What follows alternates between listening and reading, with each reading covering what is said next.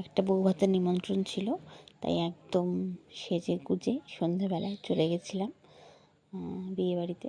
তো ওইদিকে দেখা যাচ্ছে বউ বসার জায়গা, আর এইদিকে লোকজনদের খাওয়ার ব্যবস্থা, আপ্যায়নের ব্যবস্থা করা হয়েছে। হলটা খুব একটা বড় না, কিন্তু ডেকোরেশনটা ভালো, সুন্দরভাবে সাজানো গোছানো।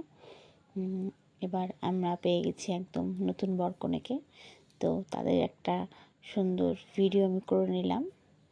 আর বিয়েবাড়িতে আমরা সেজে গুজে গেছি, সেলফি তুলবো না, এটা তো একটু কেমন লাগে।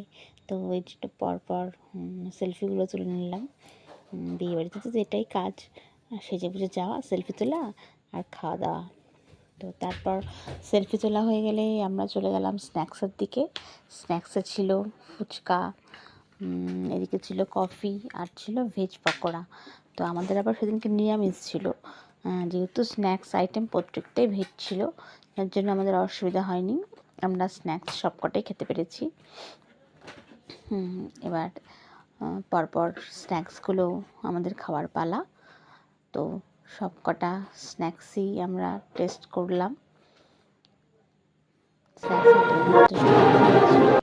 আর যেহেতু আমরা নিরামিষ খেয়েছি, তাই আমাদের আলাদা খাওয়ার ব্যবস্থা করেছে।